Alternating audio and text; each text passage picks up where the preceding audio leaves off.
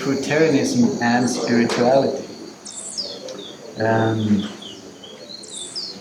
Are there many of you here, like all of you who have tried living like totally raw, 100% raw, fruitarian, not like strict, I mean you could have eaten some nuts or greens and stuff, like, but 100% raw over say a 6 month period of time? Anyone here try that, like full on?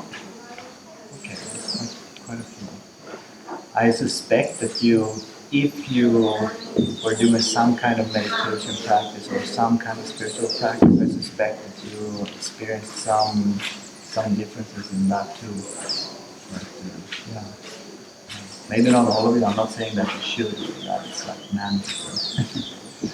And I can first talk a little bit about myself. Am I speaking loud enough, by the way? Mm-hmm. Yeah. My spiritual journey began at the beginning of time, like all of us, whether we were aware of it or not. Yeah. And in this life, I think the first like obvious signs of my spirituality or my ability to see beyond the material, like behind the material curtain or behind the and behind the limitations of this construct, the time and space. It was when I was about, I think, 3 or 4 years old, maybe 4. I told my mom that in my previous life I had a much nicer mom.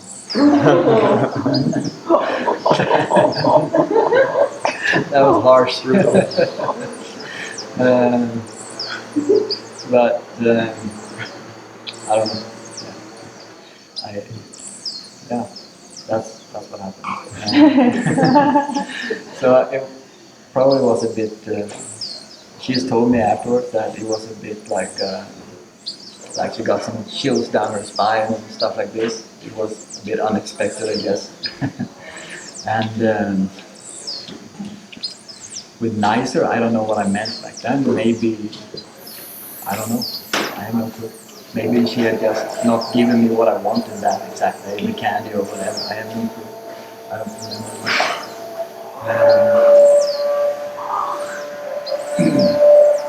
Also, ever since I was a kid, I would feel the life force, like the energy on myself, and my surroundings.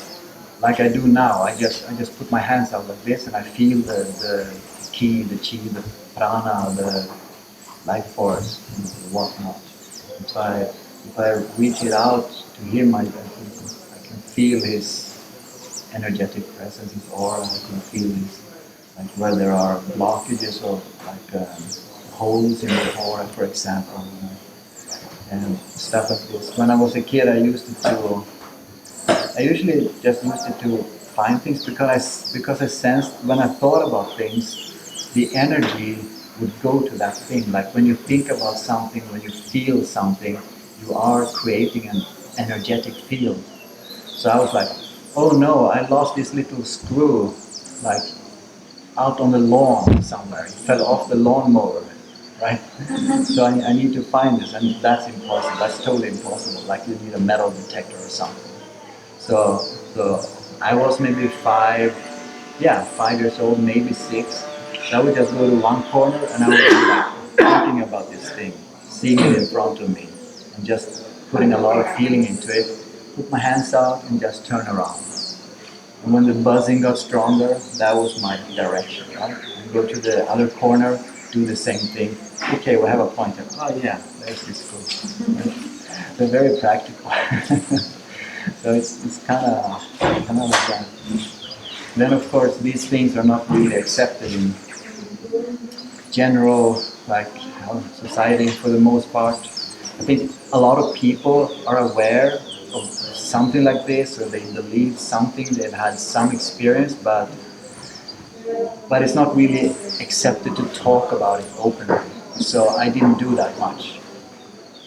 And then life came along, all the difficulties, and I just kind of shoved everything to the back a bit. And then I was a bit older and I started doing martial arts.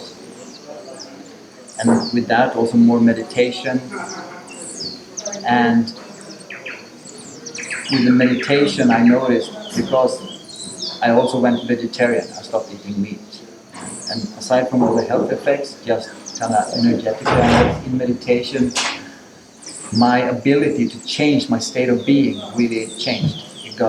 I was much faster at reaching a higher or a more connected state of being, like awareness. And with the martial arts, it also really helped me because I would just use it. Like someone attacked me from behind, I just step to the side. This is something that in that martial art we actually train. But for me it was very easy because I was already sensing so much. And I also had to learn to sense what was my emotions, my energy, and other people's energy. Because this easily gets mixed up. We flow into each other and we like, oh, why am I feeling so sad all of a sudden, right? And then there's this sad feeling person standing behind us or something like this. So with the martial arts, I was just becoming more and more aware of these energies, these emotions, these things going on between us. And I would use them. I would just feel a person like, oh, there's a hole in his aura. It's probably sensitive there. Right. So very, very good, very effective in the martial arts too. Yeah. I mean, yeah, it might not sound very nice, but with martial arts, I mean, like I was not doing martial sport. I was doing martial arts, battlefield, like survive. You dance with your friend until he is dead. Basically, you destroy the body in different ways. That's martial arts. It's battlefield, and that might also sound not very nice. And of course, I don't go around practicing this kind of stuff. I don't go around killing people. But that is what we call Budo. So that's the warrior's way to enlightenment, basically. Bu as in warrior, Do as in the way to enlightenment. Kind of simplified. So it is about reaching more awareness through the arts of combat and war. Anyway, so I had my own martial arts club, and eventually, and the students would get injured, or either I would do something to them, or they did something to themselves, or so they would have pain. And then I realized, okay, well, I mean, I'm playing with all these energies all the time. I'm using it all the time to trick, to fool my opponent, to affect them, to sense what's going on. So why can't I just sense what's going on with this injury? So I was just feeling an energy. Oh, this injury. Oh, this energy. We just remove that. Away with that. Oof, gone. Okay, we fill it up with some good healing energy. We kind of correct the blockage that is there. And in many cases, if we get to do this really quickly before the physical injury really sets in, before it becomes kind of established in the mind, before it becomes a big bruise or bleeding or physical injury, and they manage to forget what happened, then it actually works really, really well. So that's how I started healing also. So I would like take my students, kick their ass, and then I would heal them. So that's kind of how I got into that. So that was some kind of energy transfer or energy manipulation kind of healing. Quite interesting. And by this time I had also turned vegan, and that also really increased my sensitivity. And with the speed with which I could change my state of being. Like I could, half a second I would just, and I was there, like in the zone, no thought, no disturbance, just balance. Of course, it also takes practice. Like you have to do this all the time too. It's like a muscle, you have to train it. But I noticed a huge difference with going vegan. And also combined with all the health benefits I got, I also started moving towards raw. because I noticed the simpler the foods and the more alive the foods were, the better it went. So I was eating more than half my food, half my calories from fruit, and some rice, lentils maybe, some very simple foods. And this was about 23 years ago. Yeah. I'm just trying to kind of stick to the timeline here so I can tell the story. But it's very interesting how much of a difference it made to me, with the sensitivity and with the diet. Yeah. Fast forward, life hit me again, lots of different stuff, stress, everything. So I pushed all this stuff more to the background, and also started eating more cooked foods, still vegan but more cooked. Um, because of my life situation, what I was in, and that's just what I chose to do. And then about 12 years ago, I kind of got out of that situation, and I just went straight back to fruit, and immediately noticed a difference in. I mean, by then my stress levels were super high, but I immediately noticed a difference in how well I could kind of heal, how well I could deal with it and move forward and accomplish some positive change in myself. And since then, yeah, fruitarian and raw vegan and low fat actually. And it's been a bit of a journey with that, with the food, but what has always been clear is that the cleaner I eat, the simpler I eat, the less stimulants, also the less fatty foods. Like an avocado is not so bad, but there are much heavier fats also, like with the nuts and the seeds and everything. This also kind of slows down not just the body, but the sensitivity. And during this journey, I have then healed a bit more. I've gotten some help. I've finally come to a place where I am feeling pretty good, although, of course, I still have some ways to go, like always. Like, if I was done here, I wouldn't be here anymore. I would be gone, right? So there is always work to do. But now I feel very good about that and happy about it because it's a gift, it's an experience, and I know it's being done. I'm on my way. But with all the healing I have gone through, I have also, because I am or have been then like quite sensitive to these things, it's come quite natural to me. It's not something that is special to me because this is like inherent in being a living being in this reality, in this universe or any world. And this is what we're made of, everything. Like this here is energy, and so are we. And everybody can do it. So it's not like I have this special gift or anything. It's just that I have had this experience, and I'm very happy to share it if it can inspire or help anyone else. And so I received some healing, and I noticed this kind of healing. It was called spiritual healing, and I found it very, very powerful way of doing healing to solve all sorts of things. It can even be physical things, but mostly like things in our life and the way we create our experience in our lives, our relationships, our jobs, everything that we do. So I thought that I would like to do more of this myself. And so I learned this, I could say, way of healing or modality or like a system, but it's basically just like a procedure, like the way I talk to universe, source, God, divine source, love, everything, whatever, however you want to define it or name it. Because this connection I always had.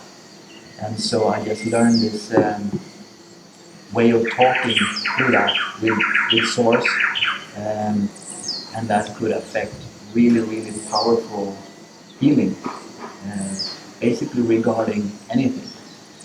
Because we just choose what we want to work on, and then I use this procedure to do this. And that's kind of beside the point of this talk, actually, in a way, because we're talking about Fruitarianism and spirituality, or in my case, like this healing. If I have eaten any cooked foods, my connection with Source, and this is not something that I actually expected from the beginning, but it's something that I've experienced. My connection with Source just gets so much less clear, so much slower, and so much more difficult to work with for me. And when I am, like I am doing now, and doing for quite a while, like just living completely raw, it just makes a huge difference.